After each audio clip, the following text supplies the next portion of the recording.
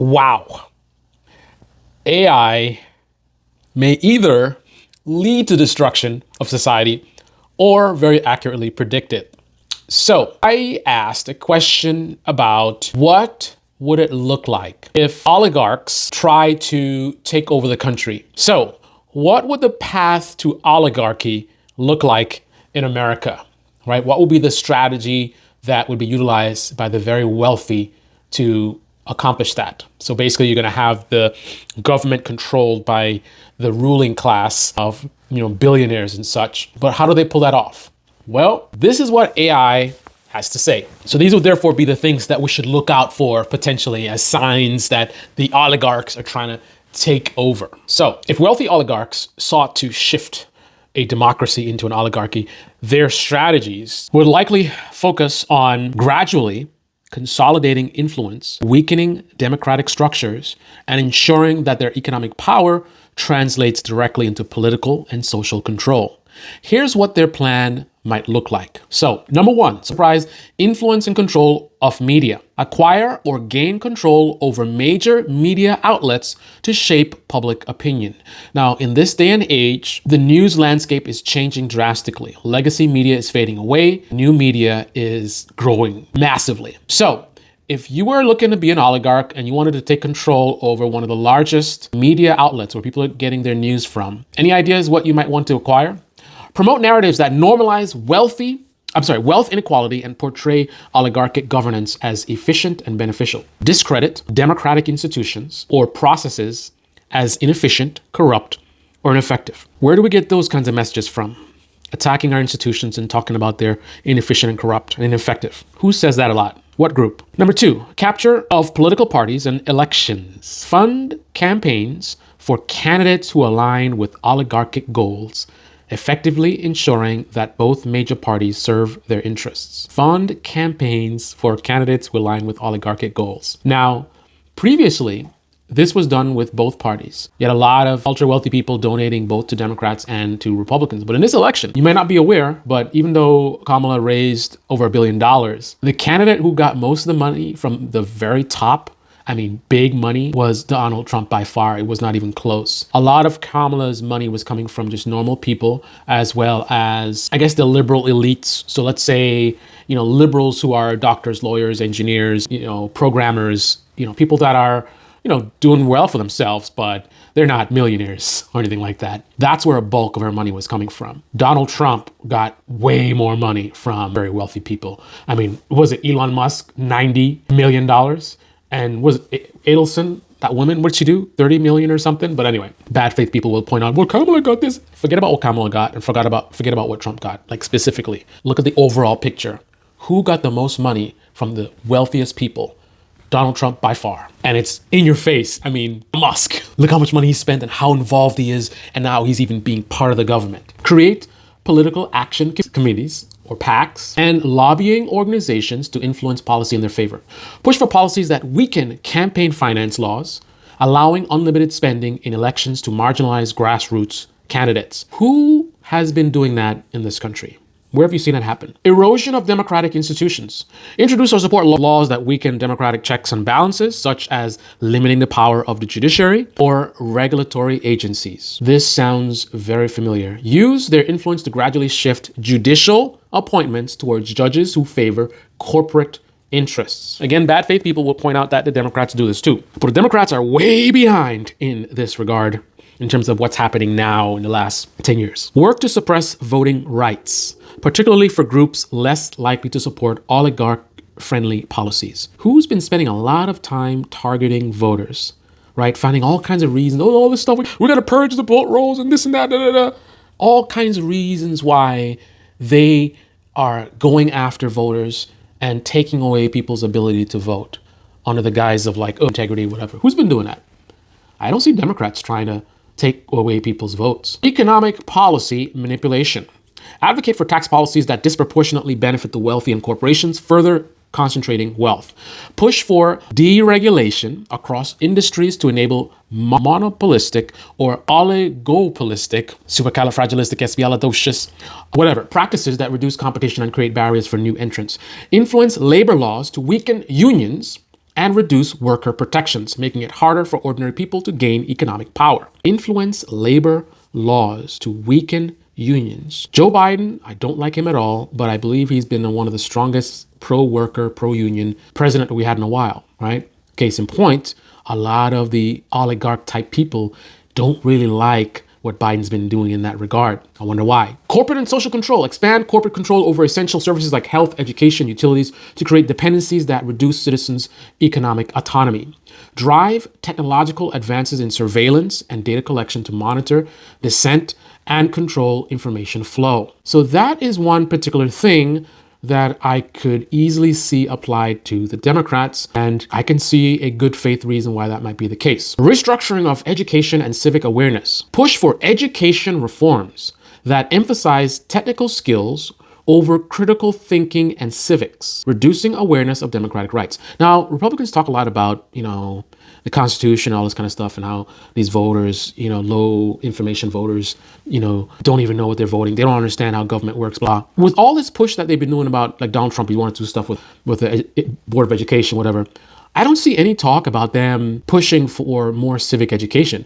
Now, somebody like DeSantis might push for specific sort of civic related education where it's just like pro-America stuff, right? As opposed to what are the three branches of government? How does government work? Why do we have senators and all this kind of stuff, right?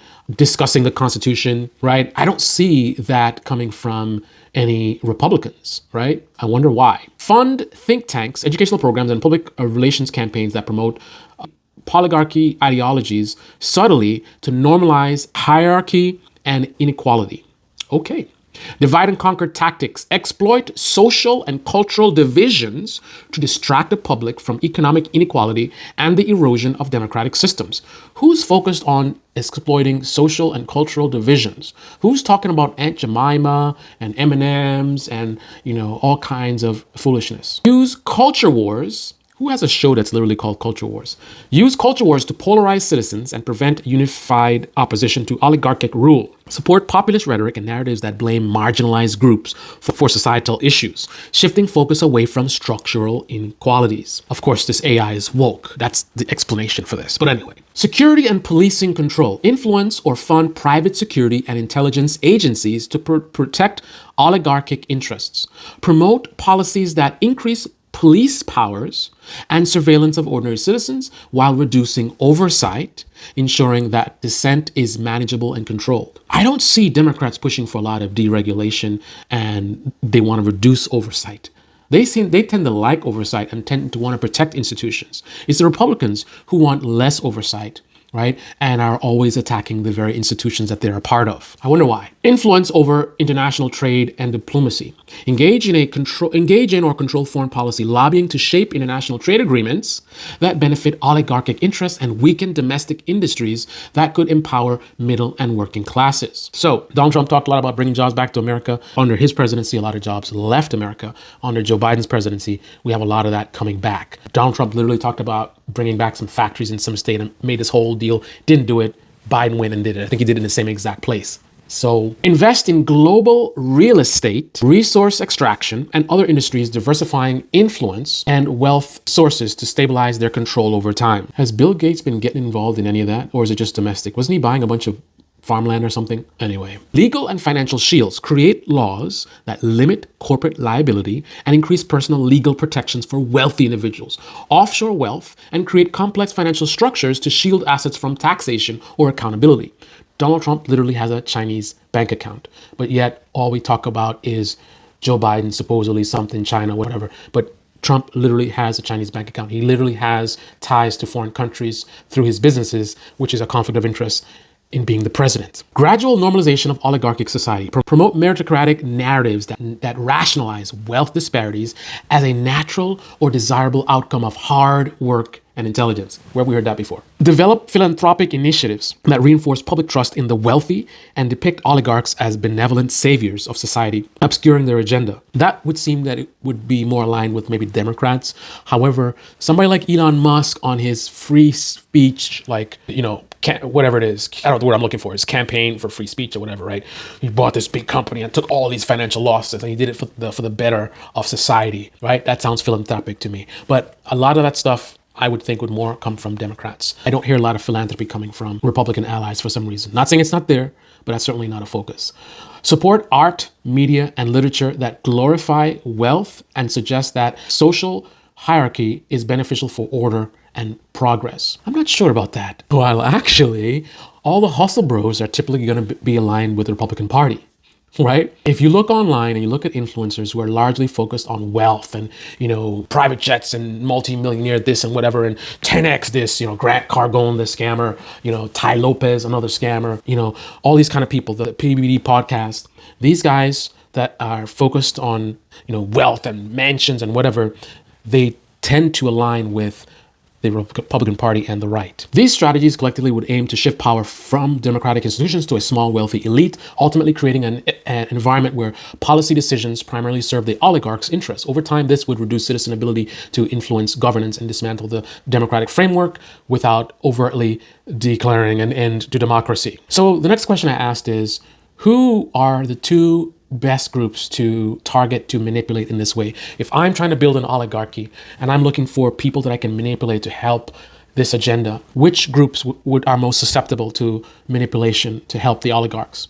In the US, there are two groups most likely to be unwittingly manipulated into supporting an oligarchic agenda, and they would be, number one, working class conservatives with populist leanings. Why? This group often holds strong anti-establishment sentiments, mistrusts government oversight, and values individual freedom, making them receptive to narratives that frame wealthy elites as outsiders challenging a corrupt system. If oligarchs present themselves as anti-government or against the political elite, they can gain support by appearing aligned with the working class frustrations about economic stagnation, cultural decline, and job insecurity. Where have we heard this before? Manipulation tactics. Anti-government rhetoric, emphasizing that governmental regulations and taxes are hurting American jobs and small businesses, positioning the wealthy as advocates of freer, less regulated economy. Economic nationalism, advocating for deregulation and tax policies as a way to bring back jobs or protect American interests, making it seem as though their agenda is about economic revival rather than power consolidation. Social, cultural issues, using culture wars, immigration, religious values, education, to build alliances and distract from the economic inequality, often positioning oligarchs as defenders of traditional values against the progressive elites. Where have we seen that before? Education, technocratic, centrist, or moderate. So this is a second group that would be an easy target to manipulate. The oligarchs might want to target this group as well. This is the second group. Educated, technocratic, centrists, or moderates. Interesting that this group is mentioned because the other pro-Trump group are the enlightened centrists who claim to be, objective or whatever, but they just somehow always tend to be essentially closet MAGA, basically. They spend a lot of time focused on anti-liberal content, and then occasionally, well, the Republicans also, but the main focus is attacking the left, attacking liberals. So ultimately, they're kind of serving the right and the Republican Party. And maybe this explains why do they get themselves caught up in this? Why? Many in this group value efficiency, competence, and stability over ideology, making them susceptible to the idea that wealthy, business-savvy leaders are better qualified to handle complex societal challenges.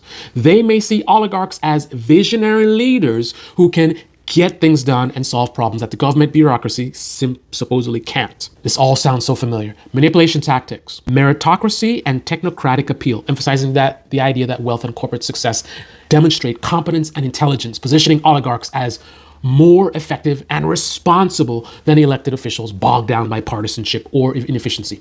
Philanthropic initiatives, creating high-profile philanthropic efforts, example, charter schools, healthcare initiatives, climate tech, to position oligarchs as solving problems that the government allegedly fails to address. I'm starting to again think about people like Bill Gates. Privatization and public-private partnerships, promoting the idea that privatization or public-private partnerships will yield faster, more efficient results, especially in areas like healthcare, education, infrastructure. This can appeal to the centrists who prioritize pragmatism and results, inadvertently supporting oligarchic control over critical sectors. Dave Smith. These two groups could thus be manipulated into viewing oligarchic influence as either a defense of their values or a pragmatic solution to societal problems, effectively allowing oligarchs to expand their power with popular support. The first group could align with the oligarchs over shared anti-elite narratives, even though these are elites, right?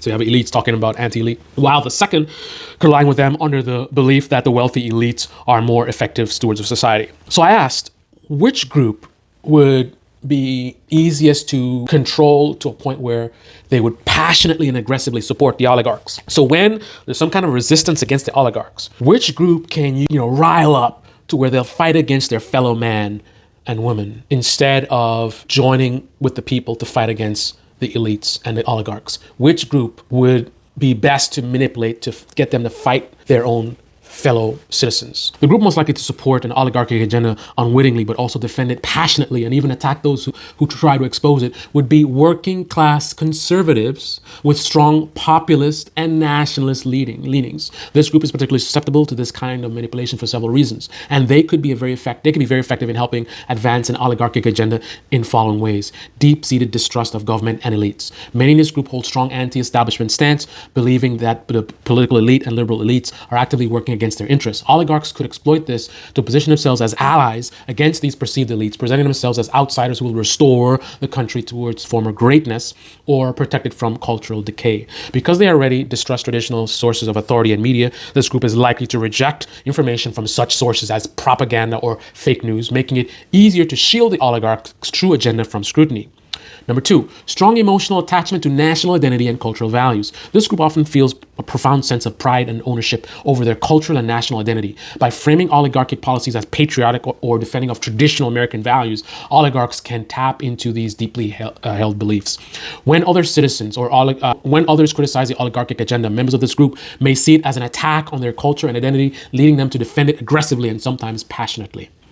Susceptibility to us versus them narratives. This group is particularly responsive to the divisive us versus them rhetoric, which can be a powerful tool for oligarchs to turn them against anyone who questions or exposes the oligarchic agenda. Once they're convinced that they're on the right side, members of this group are likely to double down on their beliefs, viewing those who oppose oligarchic policies as not just misguided, but as an active threat to their values and way of life. Reliance on alternative media and social networks for information. This group is often consumes information from alternative news sources and online communities that reinforce their worldview. High levels of passion and loyalty. Once convinced that their values or identities are at stake, these groups become highly passionate defenders of oligarchic rhetoric, acting almost as grassroots arm of support. Their loyalty and enthusiasm makes them natural advocates, actively spreading the message and defending it against opposition. They can also be antagonistic to those who challenge the agenda, not only refusing to listen, but actively attacking anyone who tries to expose the truth, seeing them as enemies of the nation, of their values. One of the scariest things I got from this is I talked about how long, if the oligarchs take control, how long might they be in control before the people can get back control? Before I get into that, I just want to give you guys some sources of where this analysis came from. So this was looking at historical context and patterns, political and social theory, psychological and group dynamics, informed speculation based on modern trends, limitations, and transparency. So it says, I aim to provide structured responses based on known theories and patterns, but these should indeed become seen as a framework rather than a definitive prediction. While this analysis draws from research-backed concepts, it's presented as hypothetical plan based on what generally is understood about oligarchic power dynamics. So here's the scariest thing. I asked about the time range. I said, what's the average time in the past when an oligarch or an oligarchy formed and took power? How long did it take before people got back power? So it referenced the progressive era in the United States, 1890 to 1920. So this is the Gilded Age, Rockefeller, Carnegie, JP Morgan, and the like. All people who would definitely, in today's day and age, be conservatives for sure and Trump supporters for sure. Short story is things had to get really bad before people rose up and took back control. That's a long time, 1890 to 1920. Then you have the New Deal in the United States in the 1930s. Then there's a reference to the fall of the oligarchy in ancient Athens, 5th century BCE. Post-apartheid South Africa in the 1990s. The overthrow of the oligarchs in medieval England, Magna Carta 1215. So the time ranges I got was less than 10 years, 10 to 50 years, 50 to 100 plus years, and 100 to 300 plus years. So ultimately, what I've gotten from this is if American conservatives have gotten it wrong, if they have been tricked and manipulated and don't actually realize it, if they make that mistake, if the ideas that the left is presenting in terms of what the right is doing, if they happen to be correct, we alive today, our children and our children's children, or much more, will live and die in an American oligarchy. Once this begins, it may take decades to get back power, and it will likely take intense destruction of society for people to rise up. Meaning, if you think things are bad now, it's nothing compared to what will come if we let the oligarchs take over. We may see a Great Depression like we've never seen before. Mass chaos and violence, food lines, and who knows what else. Who knows what our adversaries might do in that moment while we are brought to our knees as a result of what potentially conservatives today did. 50 years from now, 100 years from now, America might be brought to its knees, and maybe we may not come back. Imagine if today's conservatives get it so wrong that their patriotism leads to the literal end of America. The thing that Trump was claiming, imagine if they are the ones who actually bring an end to this country, not even realizing it. What are your thoughts? Comment below. This is the Debate Me channel. Debate Me in the comment section below. Click on the like button, subscribe, smash that bell. Be well.